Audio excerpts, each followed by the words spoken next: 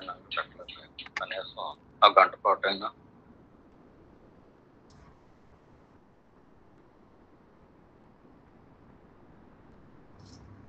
అందరూ బాగానే ఉన్నారు కదండి సత్సంగం.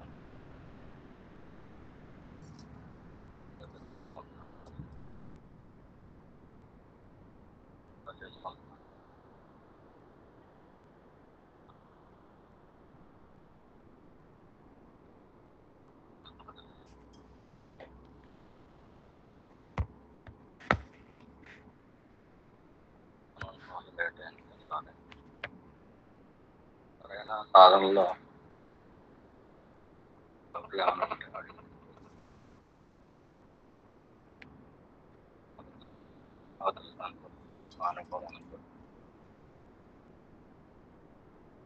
సాధన చేస్తాను నేను ఇలాగెళ్తాను.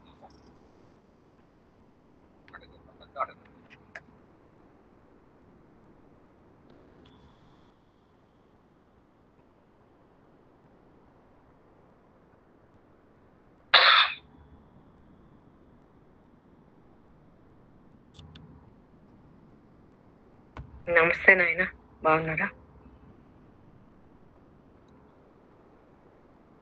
అదే నాయన, అది అంటే నేను ఇది అంటే ఇప్పుడు ఈ జరిగే ప్రపంచం అంతా ఒకటి కళ లాగా అని అనిపిస్తుంది అని అనుకుంటున్నాను. అంటే మామూలు జనరల్ గా అది ఆ సాధనే కొంచెం బాగా అనిపిస్తుంది నాకు. అలా అనుకుంటుంటేనే బాగుంటుంది. బట్ అది దాని సాధన ఎలా చేయాలో తెలియదు. ఇప్పుడు మామూలుగా నేను నేను అని చేసుకుంటాం కదా నాయన. అది కాకుండా దీన్ని అంటే అంటే కళ అని అనుకోవడం వల్ల అలాంటి సాధన చేసుకోవాలంటే దానికి ఏమైనా వేరే ఉంటుందా, లేకపోతే నేను నేను అనే అనుకోమంటారా అని నా డౌట్. దానికి ఒక ఉదాహరణ చెప్తానండి.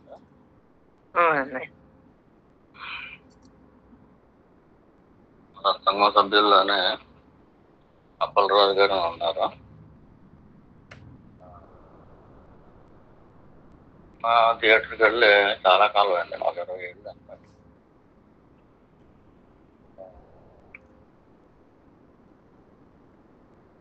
పిల్లలకి వాళ్ళు వెళ్ళి ఈయన కూడా బలవంతంగా తీసుకెళ్తారు.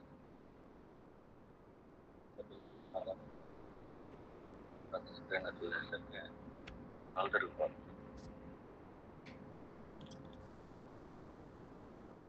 నాకు చేశారు థియేటర్లోంచి. వచ్చానండి, ఒక 20 ఏళ్ళు అయింది వచ్చి.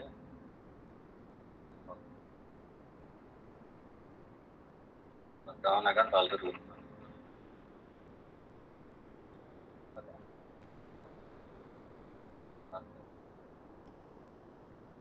తలంపు ఎలా ఉంటాయంటే, తలంపుగా చూడండి, ఇదంతా తలంపు, ఇదంతా తలంపు.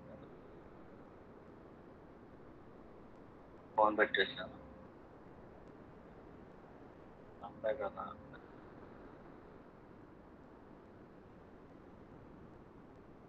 వాయిస్ కొంచెం క్లియర్ గా లేదు నాయన మీది.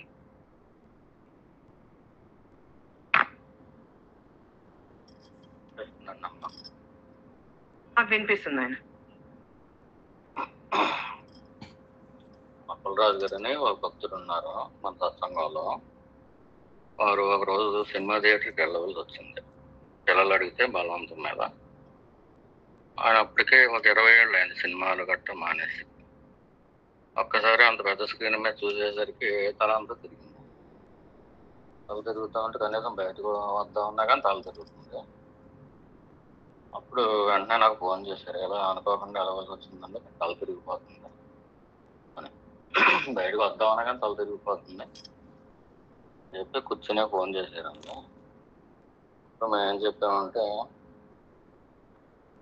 చూసేదంతా తలంపే కదా, నిజం కాదు కదా, తలంపే నిజం కాదు అనుకోండి అని చెప్పాను. చెప్తే వెంటనే ఆచరించారండి ఆయన. ఇదంతా తలంపై నిజం కాదు, తలంపై నిజం కాదు. 2 సార్లు అనుకున్నారండి. కొన్ని శరణాగత వల్ల, మరి సాధన వల్ల. 2 సార్లు అనుకునేసరికి 3వ సారికి తల తిరగటం మీరు కాగుతుంది. అంటే అది ఫస్ట్ ఆయనకున్న శరణాగతి అయి ఉండొచ్చు గురువు వాక్కు మీద. అలాగే ఆయన అత్యంత పవిత్రులు కాబట్టి వెంటనే ఇంద్రియాలు కంట్రోల్ అయినాయి. ఇదంతా తలంపే అనే భావన ఎక్కడికి వెళ్ళాలో అక్కడికి వెళ్ళిపోయింది, రీచ్ అయిపోయింది. తలంపు అనేసరికి ఇది నిజం కాదు కదా అని ఆ భయం పోయిందండి. ఆ భయం పోయిన వెంటనే మామూలుగా కనిపించింది. ఆ తర్వాత ఈ సినిమాలు మనం చూడలేం కదా అని చెప్పి అనుకున్నారు. అని చెప్పి బయటకు వచ్చి మళ్ళీ కొంచెం లోపలికి వెళ్ళారు. మళ్ళీ టెస్టింగ్ చేసుకున్నారు, కళ్ళు తిరుగుతుందో లేదా. ఇంకా సినిమా పూర్తయ్యే వరకు చూస్తూనే ఉన్నారు, కానీ ఇంట్రెస్ట్ లేక పిల్లల కోసం వెళ్ళారు.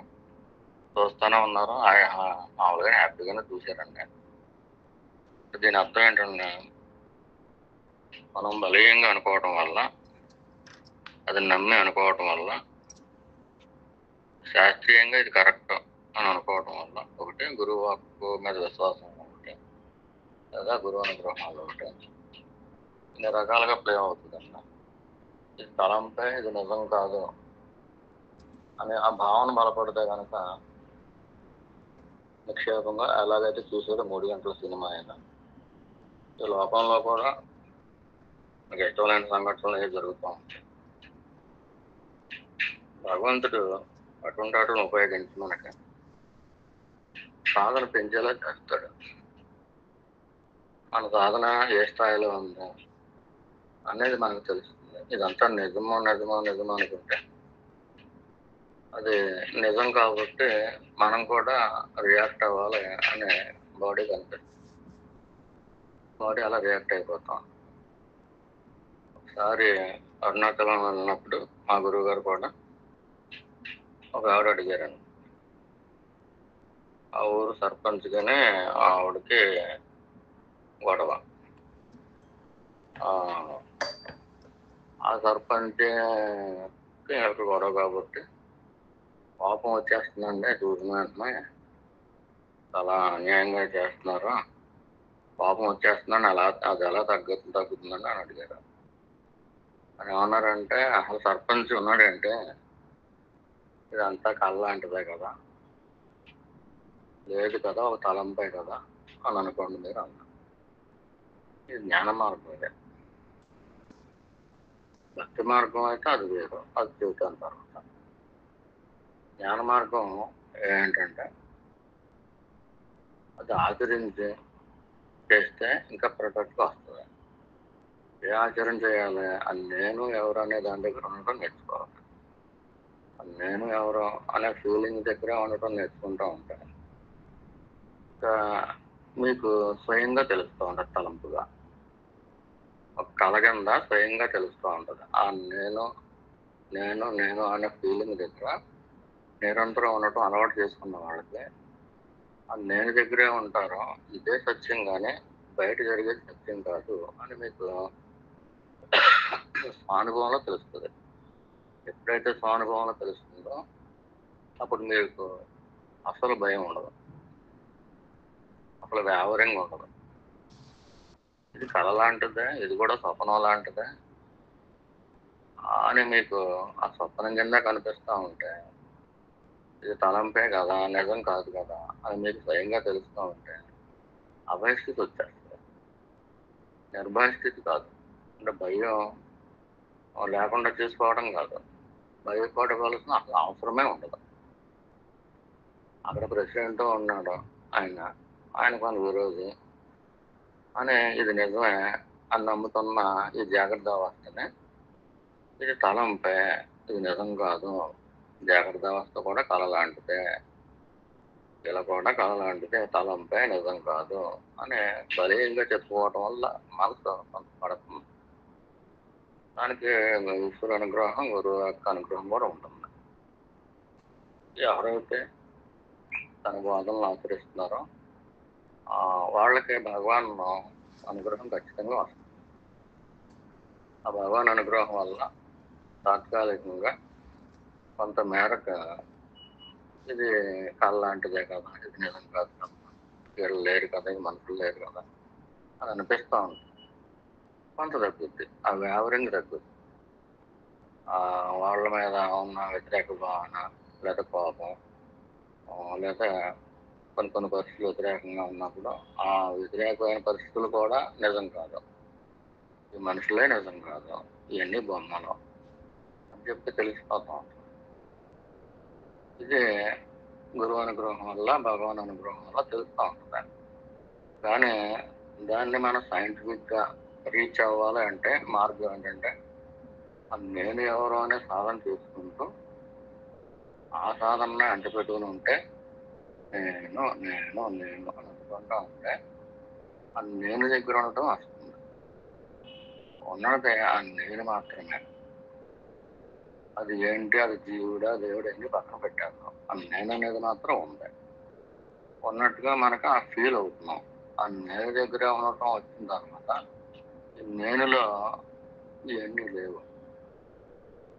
ఇప్పుడు కలగంటారు, కలగంటున్నప్పుడు ఈ కలగంటున్న వాడిని చూడటం అనమాట. ఇప్పుడు మనం ఎలాగంటున్నాం, ఇళ్ళలో నేనని అనుకుంటున్నాం, కళలో కూడా నేను నేను నేను అనే అనుకోవడం అనేది వచ్చేస్తుంది. మీ సాధన బలమైతే కనుక కళలో కూడా ఆ నేను దగ్గర ఉండడం వచ్చేస్తుంది. ఎప్పుడైతే ఆ నేను దగ్గర ఉండటం వచ్చేస్తుందో ఆ నేనులో మీరు మెర్జ్ అయిపోతారు. మీరంటూ సొంతంగా ఉంటారు, వేరేగా ఒక జీవుడిగా ఉంటారు. అప్పుడు క్లియర్ కట్గా తెలుస్తుంది ఇది కళ, ఈ మనసులోంచి ఇది బయలుదేరుతుంది, ఈ రూపాలన్నీ మనసులో పుడుతున్నాయి, కానీ నేను మాత్రం విడిగానే ఉన్నాను, నేను నేనుగానే ఉన్నాను. నాలోంచి ఒక మనసు బయటకు పుట్టింది, ఆ మనసులో క్రియేట్ అవుతున్నాయి అన్నీ. నా లోపల ఉన్న ఈశ్వర శక్తి యొక్క సహకారంతో ఈ మనసులో కూడా ఎన్ని పుడుతున్నాయి. ఈశ్వర శక్తి లేనిదా అవి కూడా పుట్టట్లేదు. మనసులోంచి ఒక తలంపులుగా ఈ లోకం పుట్టి అది కనపడుతుంది. మీకు మనసు ఉన్నట్టు తెలుస్తుంది. లేని మనసే పూర్తిగా దాంట్లో మెర్జైపోతే లేని మనసే అది. కానీ ఈ స్థాయిలో ఏమవుతుందంటే కొంతవరకు సాధన చేసుకుని నేను ఎవరన్నా సాధన చేసుకున్నప్పుడు నేనుగానే ఉంటూ వస్తే నిరంతరం అది సాధన చేసుకుంటూ ఉంటే నేనుగానే ఉంటుంది, మీరు అదిగానే ఉంటారు. మీలోంచి ఒక స్పెక్ బయటకు లేచి అది కూడా ఒక తలంపే, అది దానికి అస్తిత్వం ఉండదు, అది బయటకు లేచి దాంట్లోంచి ఒక కలుగుల్లోంచి మొత్తం ఏదో చిలుకలు పురుగులు అన్ని బయటకు వచ్చినట్టు, ఆకాశం అంతా నింపేసినట్టు ఆ విధంగా ఆ మనసు అనే దాంట్లో నుంచి ఇవన్నీ తలంపులు పడుతున్నట్టుగా మీకు అనుభవం తెలుస్తుంది.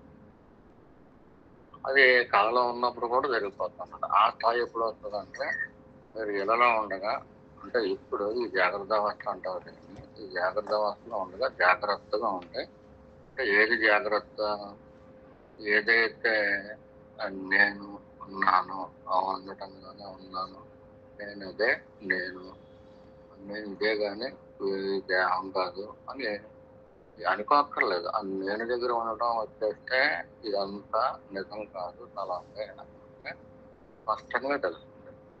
ఈ సాధన చేస్తే గనక నేను ఎవరనే సాధన చేస్తే గనక నేను అక్కడే ఉండటం వస్తే గనక ఈ జాగ్రత్త అవస్థలో కూడా ఇది తలంపైగా నిజం కాదు అని తెలిసిపోతాం.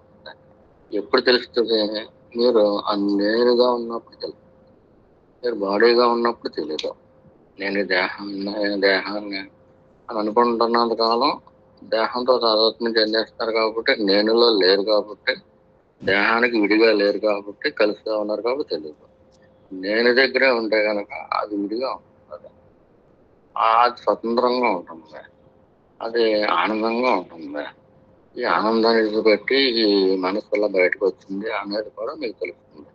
బయటకు వచ్చిన మనసు నిజం కాదు, దానికి అస్తిత్వం లేదు, అది కూడా తలంపే. ఈ మనసు అనే తలంపులోంచి మొత్తం ఈ లోకం అనే తలంపు అంతా వస్తుంది. లోకానికి నిజానికి అస్తిత్వమే లేదు, లోకం లేనే లేదు, కానీ ఉన్నట్టుగా అనిపిస్తుంది. ఎందుకు అనిపిస్తుంది? నేనుగా లేను కాబట్టి. నేను దగ్గర లేను కాబట్టి, నేనుగా లేను కాబట్టి దేహంగా ఉన్నాను అనుకుంటున్నాను, కాబట్టి మనసు ట్రాప్లో పడిపోతున్నాను. నేను దేహం కాదు అని అనుకోక్కర్లేదు, అనుకున్న మంచిదే. కానీ రుజు మార్గం ఏంటంటే, ఈ సత్య మార్గం, జ్ఞాన మార్గం ఏంటంటే భగవాన్ చెప్పింది, ఫస్ట్లో చెప్పింది ఇదేంటంటే నేను దగ్గరే ఉండటం మొదలు పెడితే నేనుగానే అయిపోతుంది. నేను అనేది మాత్రమే ఉంది, దానికి మాత్రమే అస్తిత్వం ఉంది, ఉండటంగా ఉండదు. ఈ తలంపులు మనసు, ఈ తలంపు అన్నీ కూడా లేనిది. లేనిది ఎప్పుడు లేనిదే, అవి తలంపు నిజం కాదు. ఇప్పుడు ఏమనిపిస్తుంది మనకి, మన ఎలా సత్సంగం చేసుకున్నాం, ఒక్కొక్కళ్ళు ఒక్కొక్క సెల్ఫోన్ పట్టుకుని దగ్గర కూర్చుని ఇదంతా నిజం. కానీ నేను దగ్గర ఉన్న వాళ్ళకి, నేనుగానే ఉన్న వాళ్ళకి ఇదంతా టోటల్ గా తలంపు. లోకమే తలంపు అనే ఆ గొప్ప విషయాన్ని ఇంత చిన్న సాధనతోటి, నిజానికి చాలా చిన్న సాధన ఇది. కాకపోతే పవిత్రత ఉండాలి, ఏకాగ్రత ఉండాలి. మనకు ఆ పవిత్రత ఏకాగ్రత సిద్ధించే వరకు కూడా ఈశ్వరుడు ఏం చేస్తాడో రకరకాల పరీక్షలు పడతాడు. మనకు పవిత్రత వచ్చింది, ప్యూరిటీ వచ్చింది. అంటే ఇంప్యూరిటీ అంటే ఏంటి? ఈ లోకం నిజం అనుకుని వాళ్ళ మీద ద్వేషం పెంచుకుంటే, వాళ్ళ మీద ఇష్టాలు పెంచుకుంటే ఈ దేహం నేను అనే లోకంలో పడిపోతాం. అలా కాకుండా మనకి ఎప్పుడైతే ప్యూరిటీ పెరుగుతూ ఉంటుందో మనకి ఎవరి మీద ఇష్టం ఉండదు, అయిష్టం ఉండదు. పరమేశ్వరుడి మీద తప్పించి ఇంకెవరి మీద కూడా వికర్షణ ఇంకేముండవు.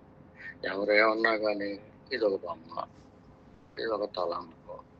ఈ తలంపు ఎక్కడి నుంచి వచ్చింది? మన మనసులోంచి వచ్చింది, బయట నుంచి రాలేదు. ఉదాహరణకి ఏంటంటే, మీరు కలగంటారు, కళ్ళ ఎవరితో గొడవ పడతారు అనుకోండి, మీరు కొన్ని డైలాగులు చెబుతారు.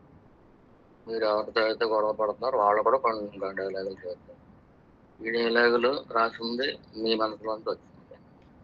మీ గురువు రాసిన డైలాగులు కూడా మీ మనసులోంచి వచ్చింది. అంటే మీ సొంత సృష్టి, మీ సొంత మనోసృష్టిలోంచి వెళ్ళి మీరే భయపడుతున్నారు. మీలోంచి వచ్చిన శత్రువే మీ కళలో ఎవరైతే మీ శత్రువు ఉన్నాడో, లేకపోతే పులి కానీ పాము కానీ భయపడతారు కదా. అలాగా ఎవరైతే మీకు వ్యతిరేకంగా ఉన్నారో వాళ్ళని కూడా ఆ తలంపులు కూడా మీరే సృష్టించుకున్నారు కదా. ఇప్పుడు మనకు అందరికీ తెలుసు, కళ అనేది నిజం కాదు, ఆ తలంపు అని మనకు అందరికీ తెలుసు. ఎందువల్ల తెలుస్తుంది? కళ్ళలోంచి బయటపడిపోయాం కాబట్టి. మీరు కలగంటూనే కళలోంచి బయటపడిపోయే స్థితి వచ్చే వరకు మీరు సాధన చేయగలిగితే అప్పుడు ఏం తెలుస్తుంది? ఇది కూడా ఇలా కూడా ఇది కూడా కళ వంటిదే. నేనుగానే ఉన్నాను, నేను ఒంటరిగానే ఉన్నాను, ఎంత ప్లెజెంట్ గా ఉన్నాను, నేను ఎంత హాయిగా ఉన్నాను. నేను ఇంత హాయిని విడిచిపెట్టేసి ఈ తలంపు నాకెందుకు, ఈ మనసు ఏదో మాయ చేస్తుంది. ఇది కూడా నిజం కాదు, ఒక తలంపు. తలంపు ఎప్పుడు నిజం కాదు.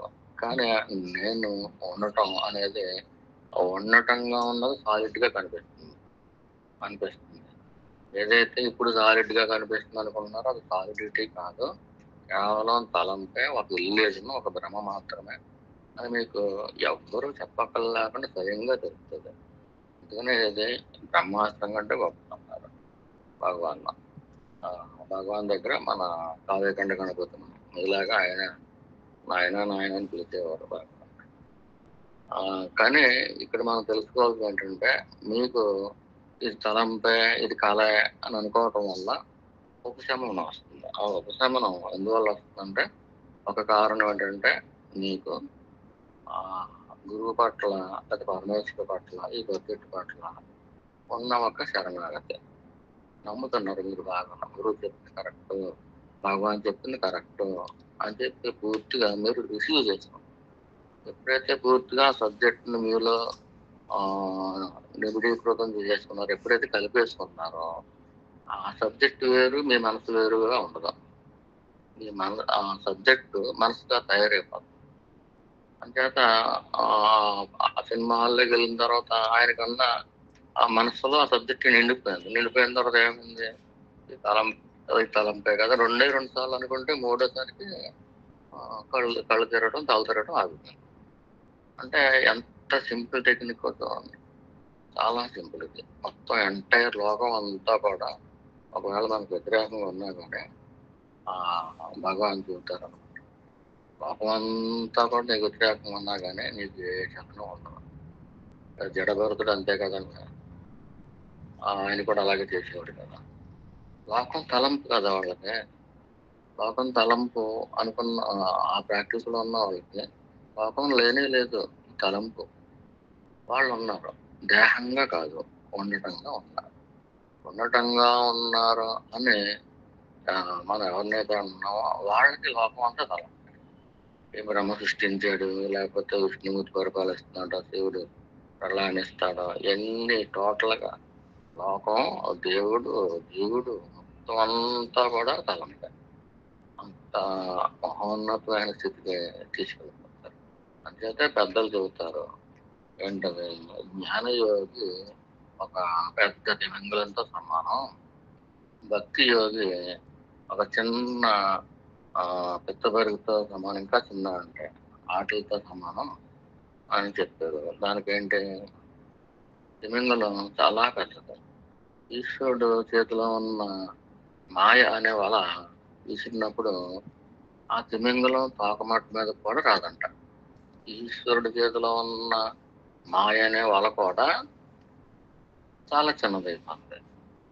అంటే ఇప్పుడు ఇది తలంపే, ఇది నిజం కాదు అని వాడు స్పష్టంగా తెలుసుకుంటున్నాడు అనుకోండి. తానుగానే ఉండి ఆ నిజమైన నేనుగానే ఉండి ఆ ఉండటంగా ఉంటూ ఉన్నప్పుడు వాడికి స్పష్టంగా ఇది తలంపు అని తెలుస్తుంది. ఇలాగా కళ స్పష్టంగా తలంపే అని మీకు మెలకు వచ్చిన తర్వాత ఎలాగే తెలుస్తుందో, ఈ సాధన చేస్తే గనక కళలో ఉండగానే ఈ కళ కూడా తలంపే అని కళకు వేరుగా ఉండి చూడటం వస్తుంది. అదే విధంగా ఇళ్లలో ఉన్నా కానీ ఇది కూడా తలంపే అని వేరుగా ఉండి చూడటం వచ్చేస్తున్నారు. అలా వచ్చేసిన వాళ్ళని జ్ఞానయోగులు అంటారు. ఇప్పుడు పెద్ద వల, కానీ అంతకన్నా పెద్దది తిమింగలం. ఎవరో ఈ నేను నేను నేను అని చేసుకునే వాళ్ళు పెద్ద తిమింగలం అయిపోతారు. అంటే సర్వ సృష్టి కూడా తలంపే. కళ్ళలో కనిపించిన సృష్టి నిజమని మనం చెప్పగలమా? చెప్పలేము. కళ్ళలో కూడా కొండలు, పుట్టలు, పర్వతాలు, నదులు ఎన్ని ఉంటాయి. కానీ అంత ఉన్నా కానీ, పెద్ద లోకం ఉన్నా కానీ కళలో అదంతా తలంపే అని ఆ కళను దాటిన తర్వాత మీకు తెలిసింది కదా. ఈ సాధనలో ఉన్న వాళ్ళకి, నేను ఎవరు అనే సాధనలో ఉన్న వాళ్ళకి జాగ్రత్త, అది కళ ఎలాగైతే తలంపు అని అప్పుడు తెలుస్తుంది, అలాగే ఇళ్ళలో ఉన్నప్పుడు కూడా ఇదంతా తలంపే, ఏమీ కాదు, వాళ్ళు దేనికి ఉనికే లేదు, ఉండటంగా ఉన్నదే అనేది ఒకటి ఉంది, ఆ ఉండటమే నేను. నేను నేను దగ్గర ఉండిపోతాడు, ఉండటంగా ఉండిపోతాడు. ఆ ఉండటం అనే దానికి చావు లేదు. ఈ తలంపుకి ఆ పుట్టిగా చావు రెండు లేదు. తలంపు కదా, తలంపు పుట్టిందని చెబుతామా, చచ్చిపోయిందని చెబుతామా? రాత్రి కళ వచ్చిందండి, కళలో పులి కనిపించింది, అది పాము కనిపించింది, అది ఎవరితోటో గొడవ పెట్టుకున్నారు. ఆ గొడవ పెట్టుకున్న వాళ్ళు ఇప్పుడు ఉన్నారని చెబుతారా, పుట్టారని చెబుతారా, చచ్చిపోయారని చెబుతారా? మనం ఏది చెప్తాక సరిపోం. ఇంకా తలంపు నిజం కాదు కాబట్టి ఏది నిజమో అది తానుగా ఉన్నాడు. ఉండటం అనేది నిజం, ఆ ఉండటంగా తాను ఉన్నాడు. తానే ఉన్నాడా, ఆ ఉండటమే ఉనికే తాను అని తెలిసినప్పుడు ఉనికికి కాదస్తుంది. మృతి లేనిది, మృత్యువు లేనిది ఉనికి ఎప్పుడూ ఉంటుంది, ఎప్పుడూ ఉండటంగానే ఉంటుంది. ఉండటమే అది, మరి ఉండటానికి తాను ఎక్కడ ఉంటుంది? చాలా గొప్ప సీక్రెట్ ఇది. జ్ఞానయోగి అంచేత పెద్ద తిమింగలంతో పోల్చారు. ఈశ్వరుడు వేసిన వల ఆ తిమింగలం యొక్క తోకమట్ట, చిన్న తోక కూడా సరిపోదంట. అంటే ఈశ్వరుడు వల వేసినా కానీ తోకమట్ట కూడా కొట్టి అవసరపడదు, చింపు అవసరపడద్దు. అంటే అంటే మీరు సపోజ్ మీరు కళ అంటున్నారు అనుకోండి, ఆ కళలో ఇది కళ అంటే మెలకు వచ్చిన తర్వాత నిజం కాదు, కళ తలంపై అని ఎలాగైతే తెలుస్తుందో, అక్కడ ఉండగానే మీకు అలా తెలిసిపోయింది అనుకోండి, మరి ఆ ఆ మాయని, ఆ ఇల్లేసినే కదా, భ్రాంతే కదా అది, ఆ మాయని మీరు బయట పడిపోయినట్టే కదా. కళలో ఎవరితో గొడవ పడుతున్నారు అనుకోండి, ఇదంతా తలంపే అని మీకు అనిపించేసింది అనుకోండి, అప్పుడే అనిపించేసింది అనుకోండి, అప్పుడు దాన్ని జడుస్తారా మీరు? జడవరు కదా. కళ్ళ పులి వచ్చినాయి కానీ జడుస్తారా?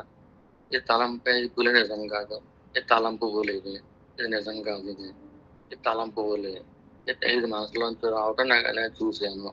మీకు కళ్ళు మూసుకుని ఉన్నా కానీ నిద్రపోయినప్పుడు ఇంకొక జ్ఞాననేత్రం తెరవబడుతుంది. ఆ జ్ఞాననేత్రం మొత్తం అంతా చూస్తుంది. ఏంటి, ఈ మనసు దాంట్లో నీళ్ళ పుట్టినట్టు, ఆ మనసులోంచి ఈ తలంపులన్నీ పుట్టినట్టు మీకు స్పష్టంగా తెలిసిపోతాయి. ఈ సాధనలో ఉన్నవాళ్ళు, మిగతా వాళ్ళకి కళ నిజం అనుకుంటారు. కానీ వెలుగు వచ్చిన తర్వాత వాళ్ళు కూడా కళ అబద్ధం అంటారు. కళలో ఉన్న శత్రువులు పుట్టారా? చచ్చిపోయారా, అలా బతుకున్నారు వాళ్ళు.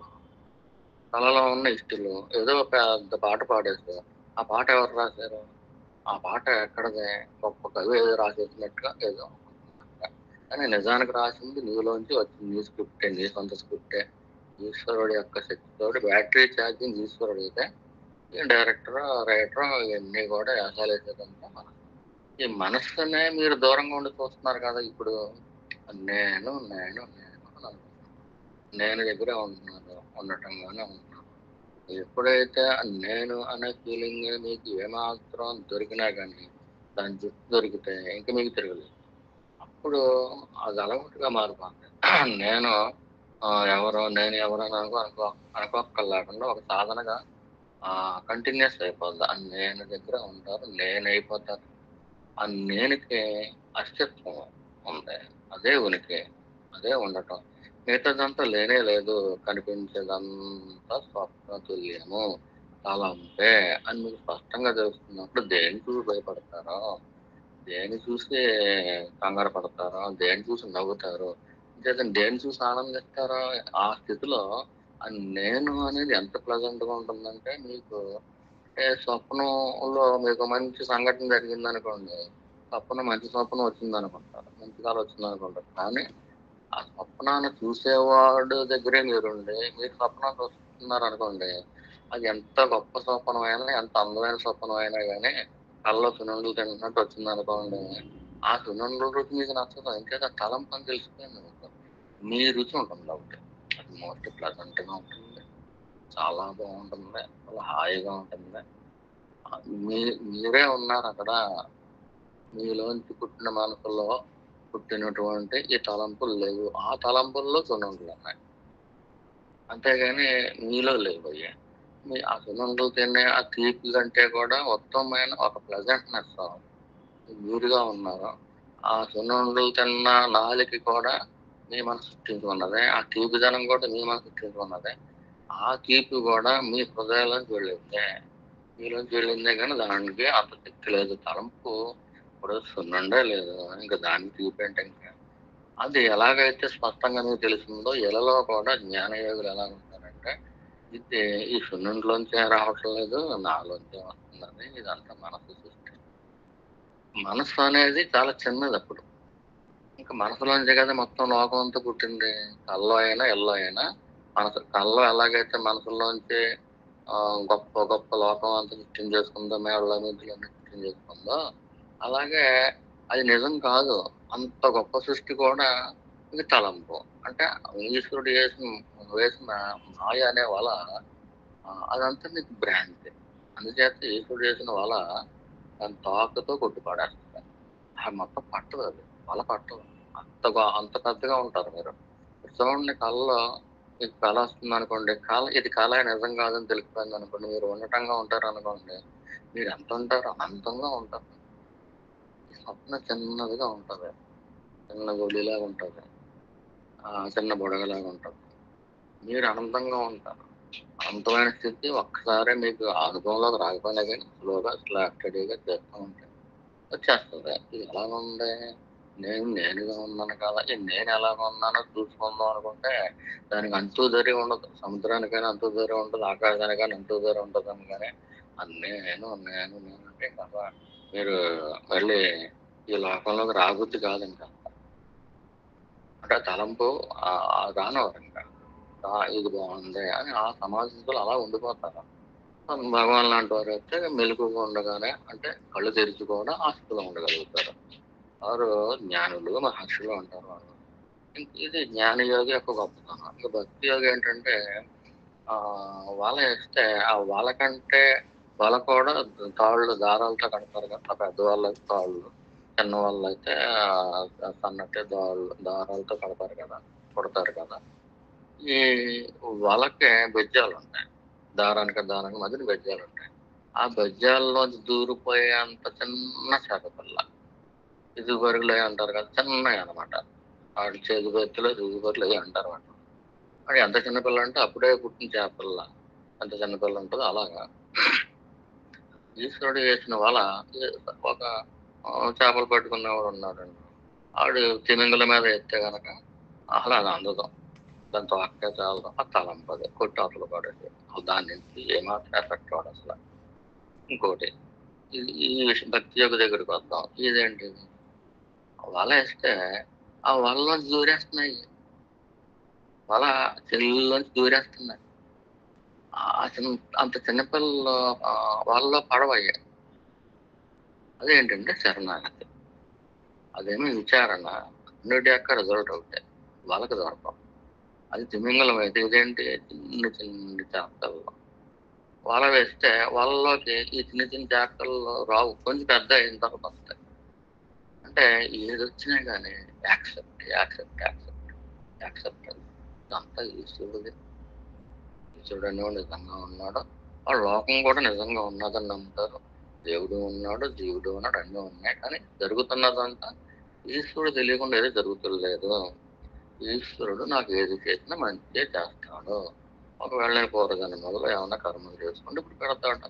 పెట్టేవాడు ఆయన. నేను ఆయన పాదాలను ఆశ్రయించాను కాబట్టి, ఆయన పాదాలు పట్టుకున్నాను కాబట్టి, రక్షించుకొని అడుగుతున్నాను కాబట్టి నా తండ్రి ఖచ్చితంగా రక్షిస్తాడు అని ఎప్పుడైతే ఆ యాక్సెప్టెన్స్ వచ్చేసిందో వాళ్ళకి సుఖం ఉండదు, అసుఖం ఉండదు. అంతా ఆనందమే.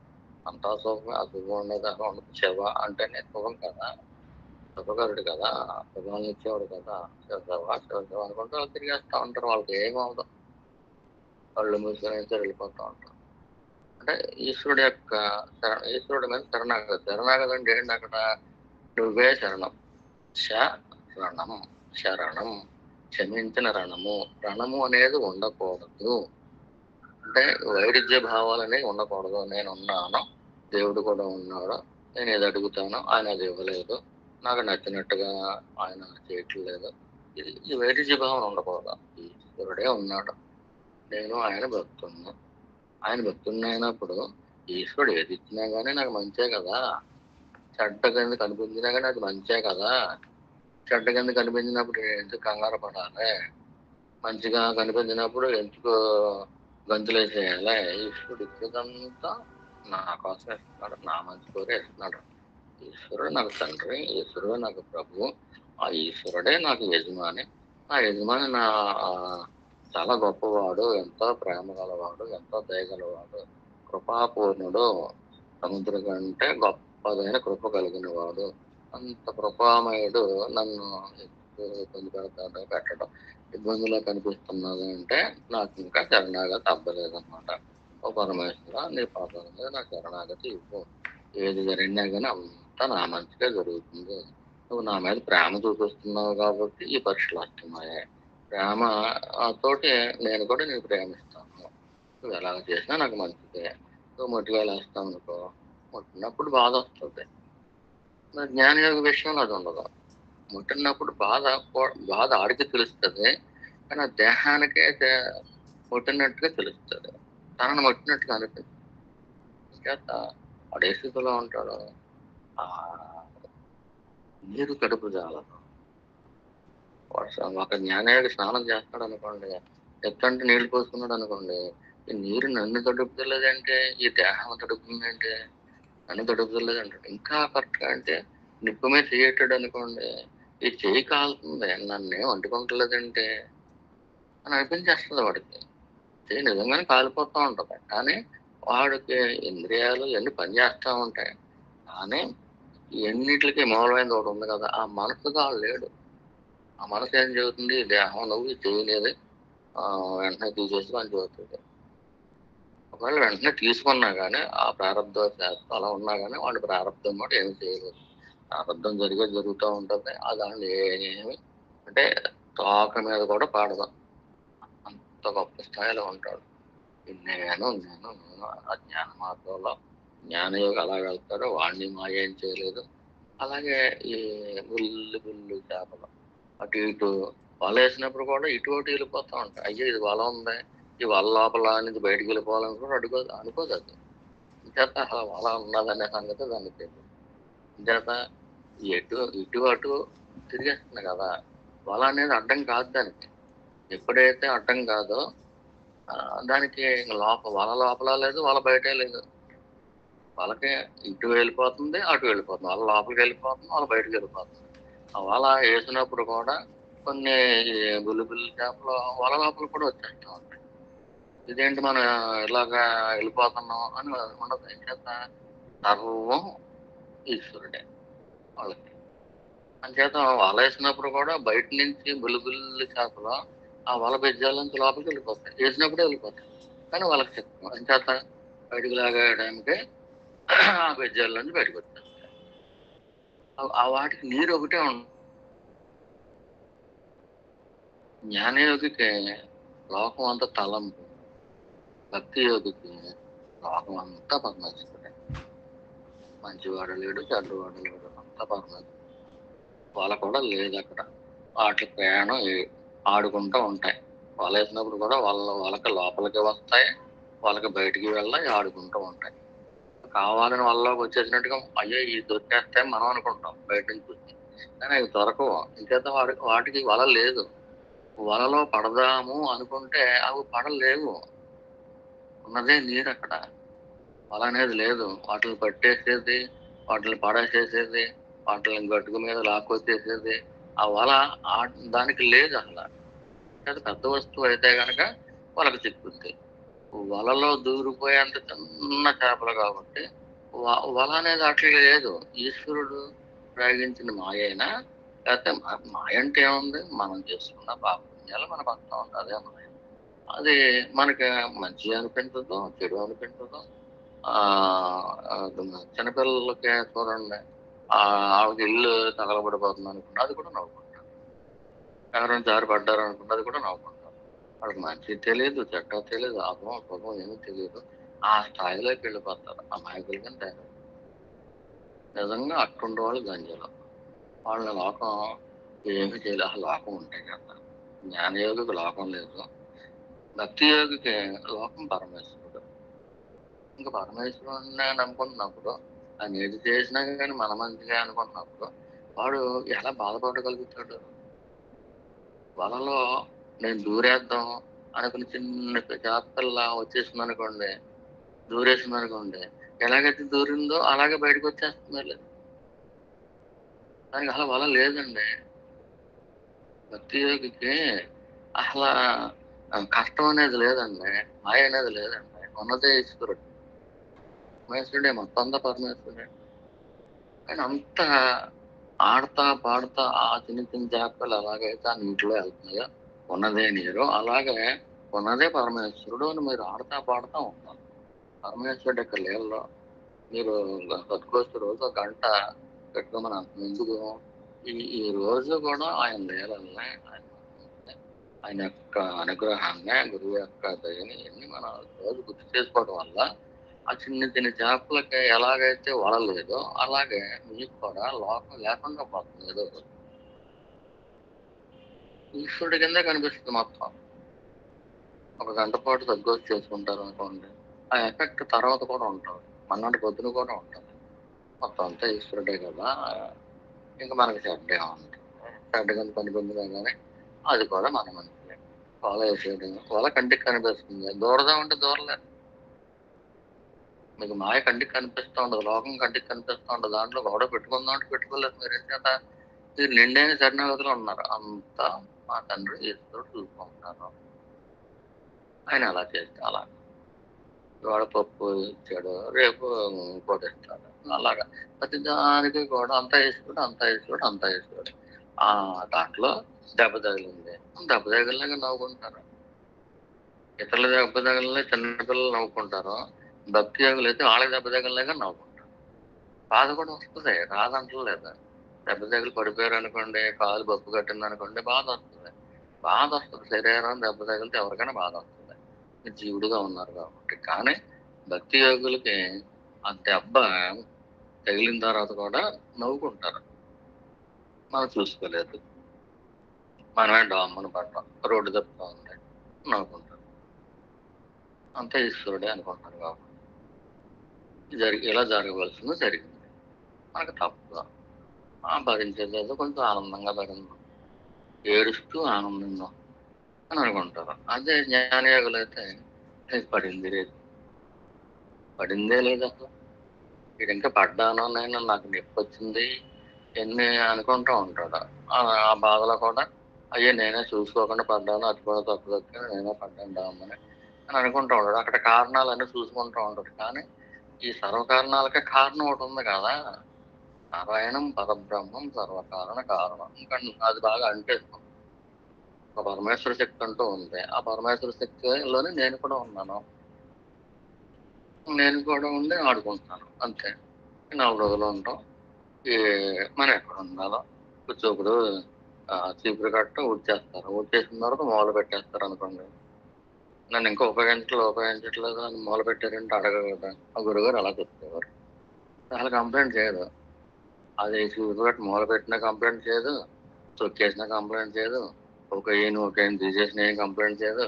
అలాగైపోవాలి. ఈశ్వరుడు ఎలాగైతే మనం ఉపయోగించుకుంటాడో, ఎలా ఉపయోగించుకున్న ఆనందం మనకి తిండి పెట్టిన ఆనందమే, తిండి పెట్టకపోయిన ఆనందమే, కనిపించిన ఆనందమే, కనిపించిన ఆనందమే. ఈశ్వరుణ్ణి ఆనందిస్తూ ఉంటే, ఈశ్వరుని ఎంజాయ్ చేస్తూ ఉంటే, ఈ సద్గోష్ఠుల ద్వారా, ఈ సత్సంగాల ద్వారా నిరంతరం ఈశ్వరుణ్ణి మీరు ఎంజాయ్ చేస్తూ ఉంటే, ఈ లోకంలో కూడా ఈశ్వరుని తీసేయగలుగుతారు.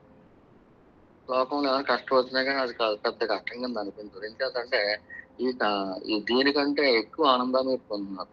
ఈశ్వరుని ఆనందిస్తున్నారు. చూడండి, నా సదాశివ బ్రహ్మాన్ని చేయనరికి అలా నడిచి వెళ్ళిపోతున్నాడు. ఇంకా రామనామం చేసుకుంటున్నాడు ఆయన. రామనామం చేసుకుని వెళ్ళిపోతున్నాడు. వెనకాల నుంచి ఎవరు వస్తే అయ్యే మీరు చేయనరికేస్తాం సారీ అండి ఇచ్చేస్తే అర్థం చేసుకుంటాం. ఇలా పెడితే అతుక్కుపోయింది. ఏం చేద్దాం, వాడు దీంట్లో లేడు అసలు. ఎక్కడ ఉన్నాడు? రాముడిలో ఉంటున్నాడు. ఆ రామనామంలో ఉన్నాడు, ఆనందంలో ఉన్నాడు. రామానందం ఎంత గొప్పదో. ఆ ఆనందంలో మీరు మునిగిపోయారు అనుకోండి, మీకు లోపం ఉండదు. వచ్చిన పని పూర్తి అయిపోతుంది, మళ్ళీ జన్మ ఉండదండి. వీళ్ళు ఎలా కలిసిపోతారు? వాళ్ళు అలాగా జ్ఞానయోగులు, వాళ్ళకి ఆ లోకమే లేదు. నిరంతరం నేనుగానే ఉంటాను. నేను అనేది ఉండటంగా ఉంది. నేను మాత్రమే ఉంది. రెండోది లేదు. పెట్టేసిన ఫలంపై అంతా కనిపిస్తూ ఉండదు, కనిపించేదంటే ఫలం నిజం కాదు. వాళ్ళకి లోకమే లేదు. ఇక లోకం ఉంది, జీవుడు ఉన్నాడు, దేవుడు మొత్తం అన్నీ ఉన్నాయి. వాళ్ళకి అన్నీ ఉండి కూడా అంతా పరమేశ్వరుడే. పరమేశ్వరుడులోనే ఉంది ఇదంతాను. వాళ్ళకంటే అసలు ఏదే లేదు. ఉన్నది ఏదైతే సత్యమో అదిగా నేను ఉన్నాను. ఏదైతే నిజంగా ఉందో, ఉండటంగా ఉందో అదే నేను అని వాళ్ళు అక్కడ ఉంటారు. అక్కడ అదిగా అయిపోతారంట. అక్కడ ఉండటం కాదండి, అదిగా అయిపోతారు. అయిపోయిన తర్వాత వాళ్ళు వచ్చిన పని వాళ్ళకి అయిపోయింది. వాళ్ళ జ్ఞానం అంటారు. ఈ పరాభక్తి అంటారు దీన్ని. భక్తి యోగంలో పరాభక్తి. ఇంకా పరాస్థాయికి వెళ్ళిపోయిన తర్వాత వీళ్ళు కూడా జ్ఞానులే. వాళ్ళ జ్ఞానులే, వీళ్ళ జ్ఞానం మహర్షి. ఆయన అర్థమైందమ్మా? అర్థమైంది ఆయన.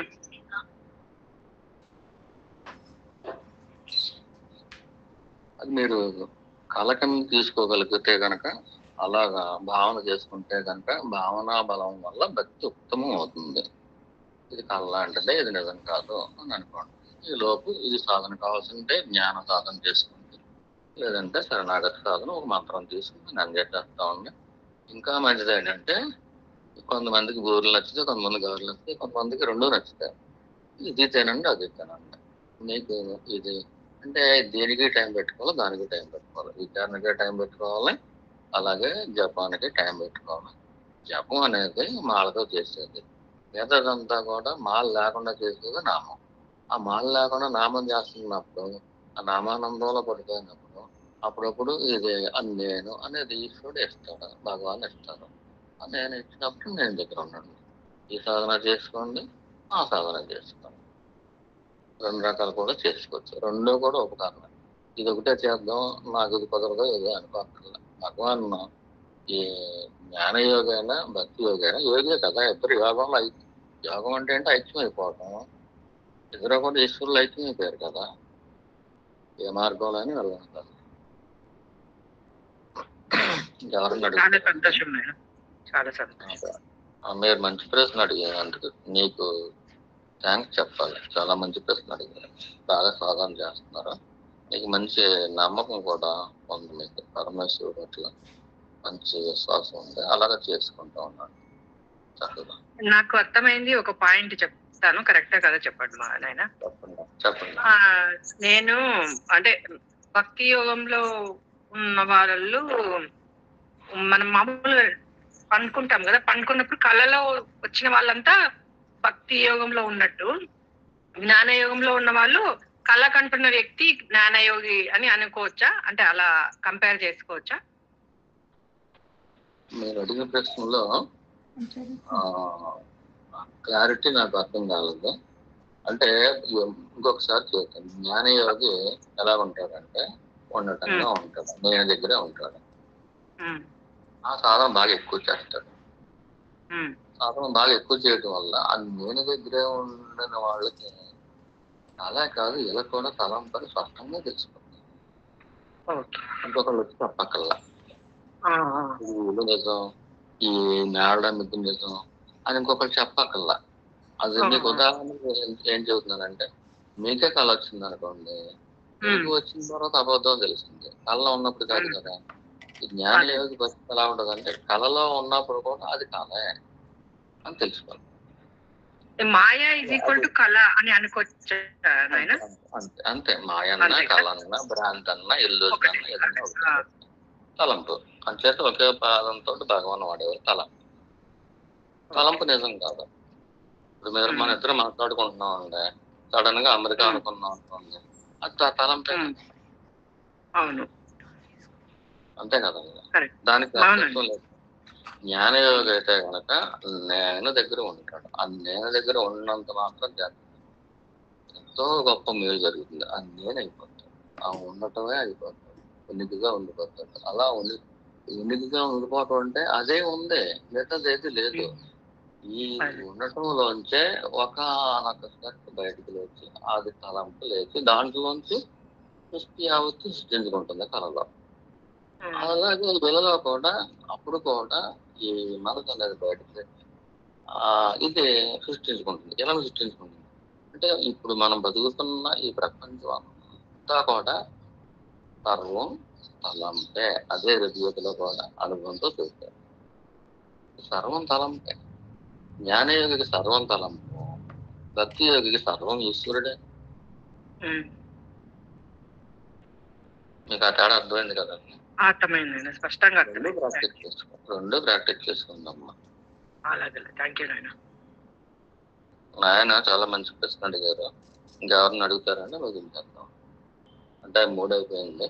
ఒకవేళ 10 నిమిషాలు లేటుగా వచ్చాం కాబట్టి ఇంకో ప్రశ్న సమాధానం చెప్పకుండా ఉన్నారండి. చెప్పండి.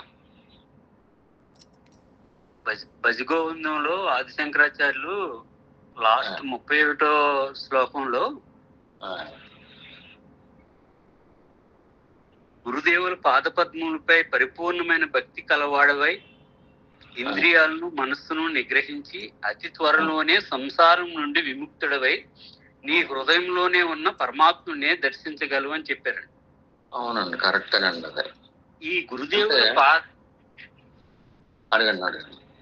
ఈ గురుదేవుల పాదపద్మముల మీద, అంటే ఈ బాహ్య పాదపద్మాల అంతర్పాద పద్మాలకి ఎలా వెళ్తుంది? గురుదేవుల పాదపద్మములు అంటే దాన్ని ఎలా అర్థం చేసుకోవాలి?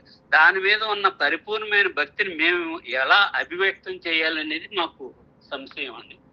చాలా మంచి ప్రశ్న అండి. దీనికి సింపుల్ గానే చెప్పుకున్నాం.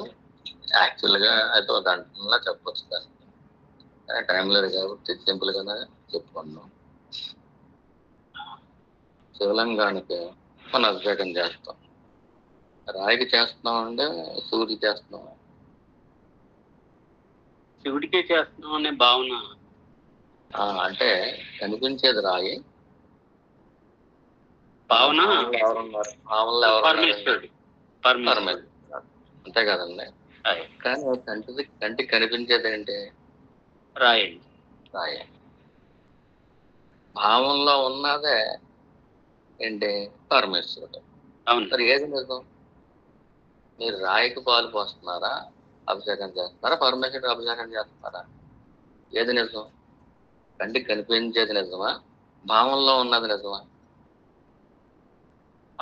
విశ్వాసం అయితే కంటికి కనిపించని భావంలోదే అసలైన సత్యం. ఉదాహరణ చూడండి, ఏకలవ్యుల వారు ద్రోణాచార్యుడి మీద అత్యంతమైన విశ్వాసం ఉంది. ఆయన నేను నీకు విలువిద్య నేర్పలేను, నేను వాళ్ళకి మాట ఇచ్చానని చెప్పాడు. కానీ గురువు భావన ఈయనకి పోలేదు. అవును. అందుచేత ఒక విగ్రహం చేసుకున్నాడు.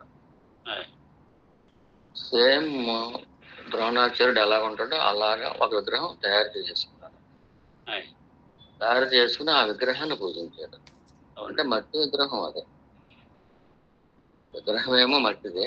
ఈయన రోజు పూజించాడు, అగరపళ్ళు వెలిగించాడు, పళ్ళు పెట్టాడు, పుష్పాలు పెట్టాడు. శాస్త్రోక్తంగా ఎలాగైతే చేస్తారో అలా ఒక ఆచారంగా పూజించాడు. పూజని ద్రోణుడు పూజారా? చూడలేదు. ద్రోణుడికి అసలు ఏమీ తెలియదు. కానీ ఎవరు చూశారు? చూసిన వారు ఎవరు ఉన్నారు? ఆయన ఎవరు? ఏది సత్యం అయితే అదే చూసింది. అదే తెలియదు. దాన్నే మనం పరమేశ్వరుడు అంటున్నాం. అవును. నారాయణమూర్తి అనొచ్చు. ఏది సత్యమో ఆ సత్యానికే పరమేశ్వరుడు అని పేరు పెడితే గనక పరమేశ్వరుడు చూస్తాడు. నీకు గురువు అంటే గురే గురువు.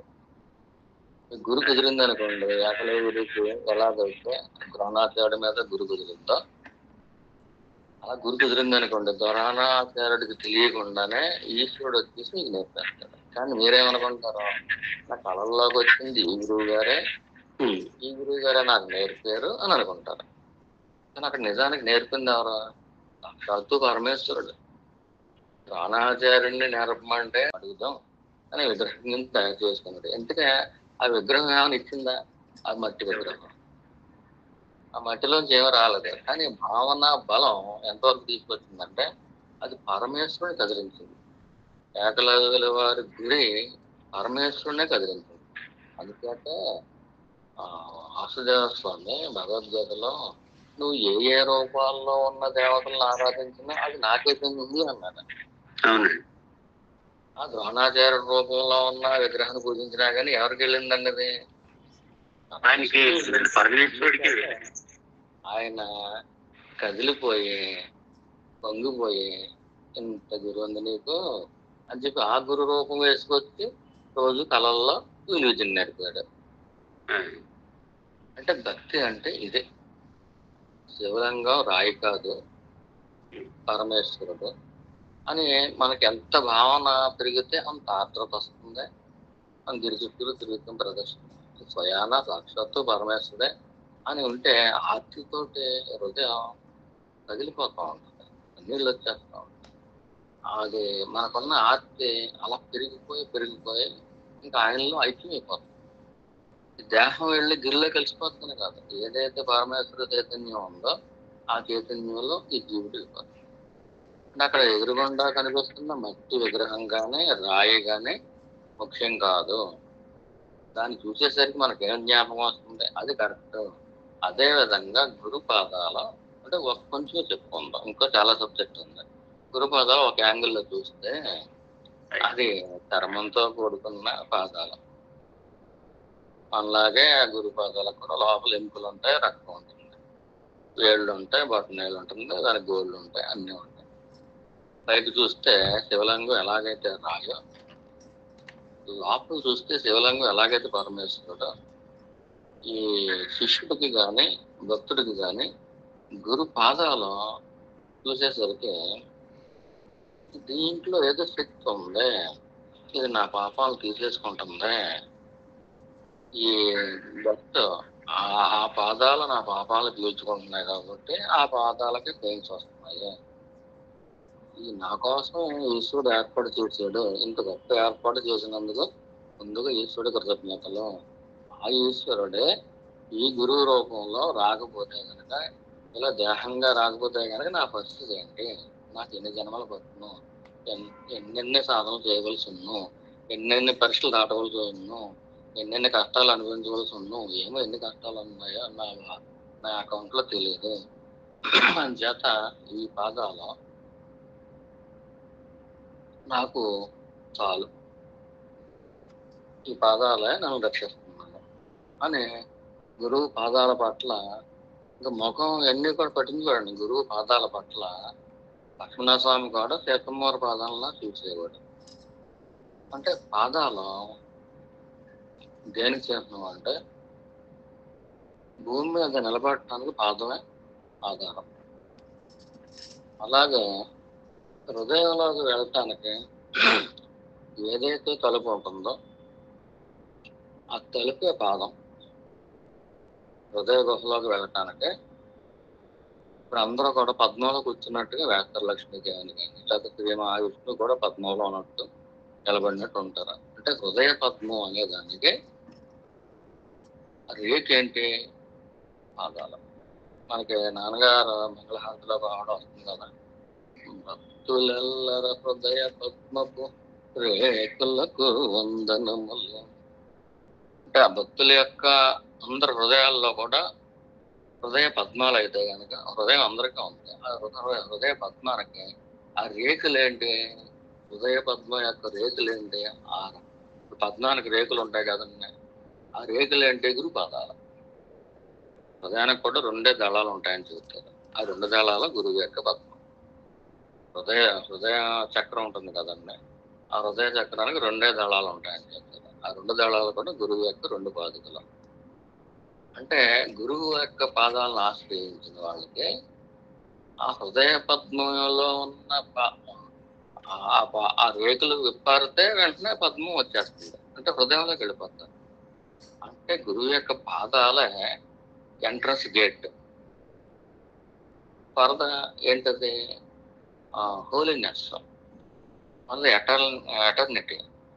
ఏదైతే అనంతం ఉందో దానికి 2 గేట్లు ఉన్నాయి, 2 తలుపులు ఉన్నాయి. ఆ 2 తలుపులు ఏంటి? హృదయ పద్మానికి 2 కవాటాలు అంటారు కదా, ఆ 2 రేకులు అంటారు కదా, ఆ 2 రేకులే ఈ గురువు యొక్క పాదాలు.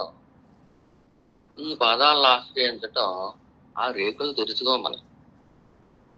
శివలింగానికి పాలు పోసి అభిషేకం చేస్తే ఈశ్వరుడికి ఈశ్వరుడికి మనం అభిషేకం చేసినట్టు. ఈశ్వరుడు అనంతుడికి అభిషేకం చేసిన ఫలితం వస్తుంది.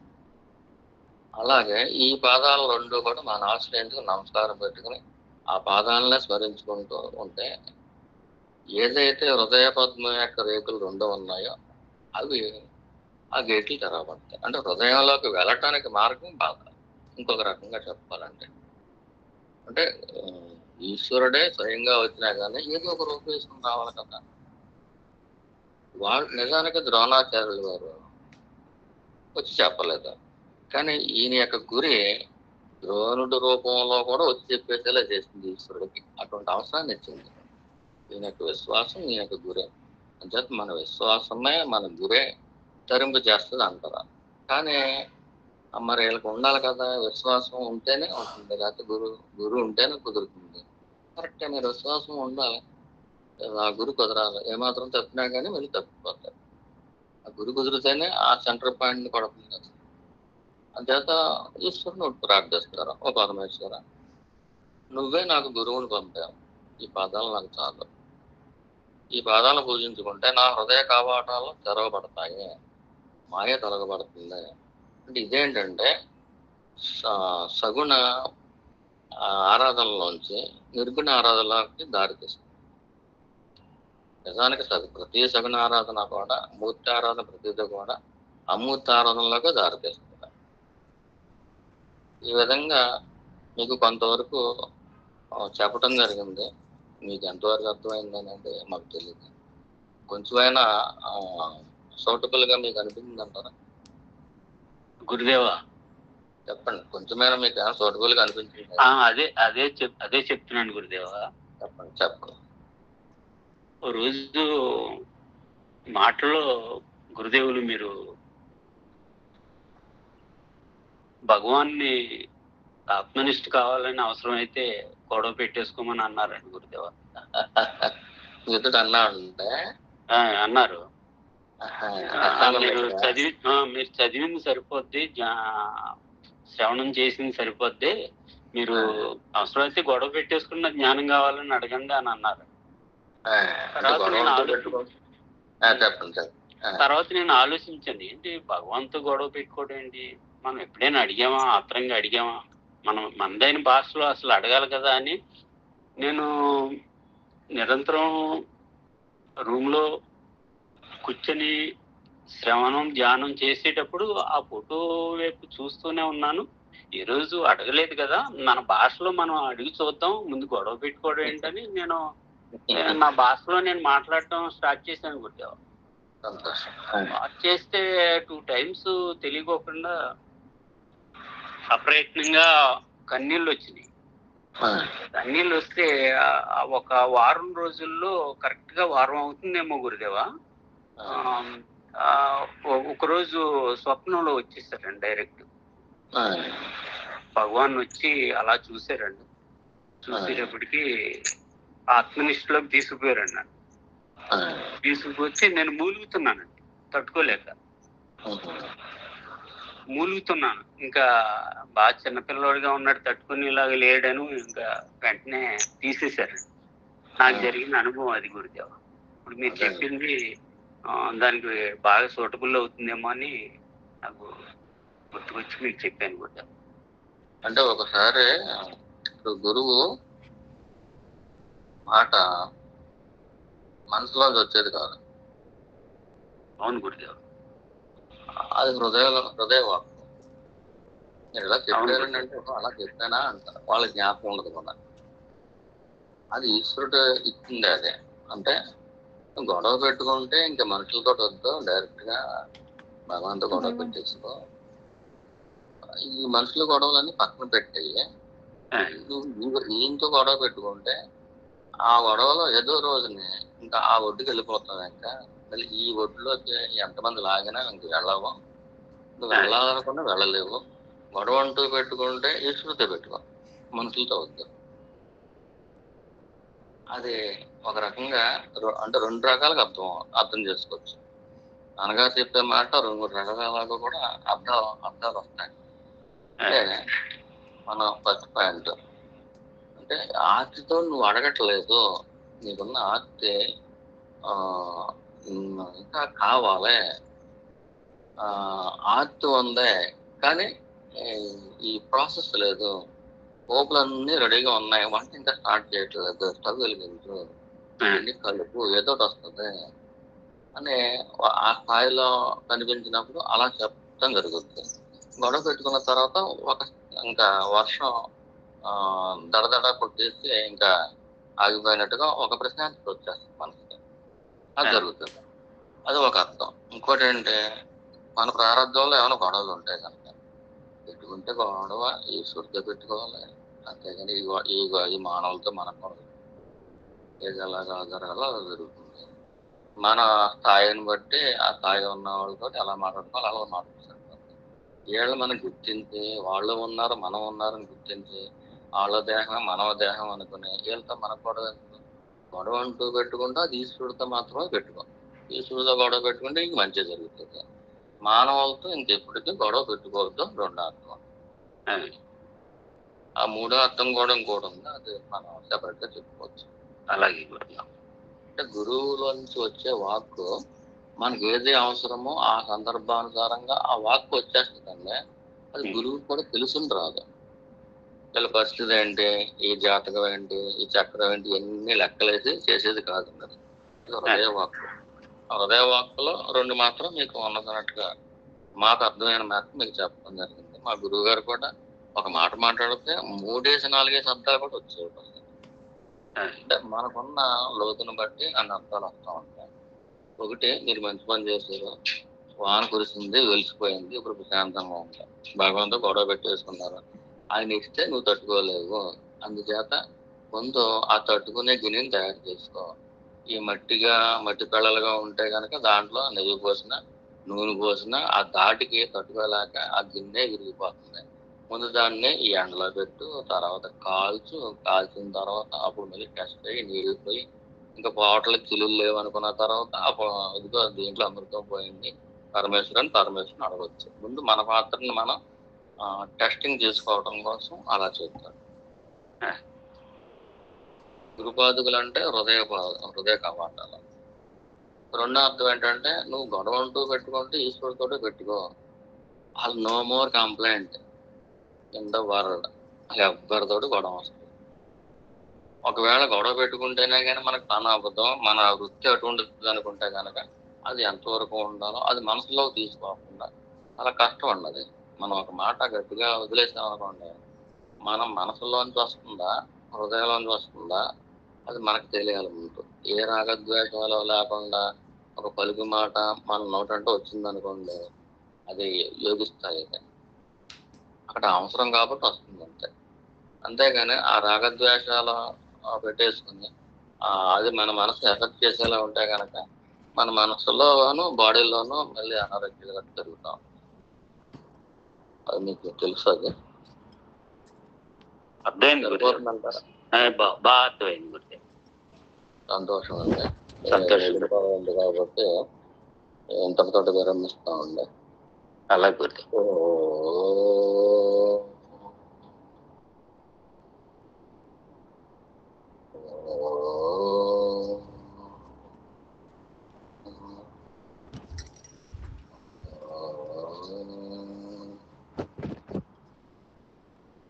శాంతి శాంతి శాంతి. పరమేశ్వరుడు యొక్క శాంతి మీ అందరి మనసుల మీద కుమ్మరించడం జరిగింది. హాయిగా ఉండండి. ఎప్పుడు ఈశ్వరులోనే ఉండండి, ఈశ్వర స్మరణలో ఉండండి. లేదా మీ స్వస్వరూపాన్ని చూసుకుంటూ నేను దగ్గర ఉన్నాను అంతా తలంపనికి బ్రతకండి. అప్పుడు హాయిగా ఉంటారు. ఈ లోకం లేనే లేదు. జ్ఞానయోగికి భక్తి యోగికి ఉన్నదంతా ఈశ్వరుడే. అంత ఈశ్వరుడు అయినప్పుడు ఇంకెవరితో కూడా పెట్టుకున్నాం. ఈ పాల్గొన్న అందరికీ పాద పద్మాలకే కూడా మా హృదయపూర్వక నమస్కారం అండి. థ్యాంక్స్.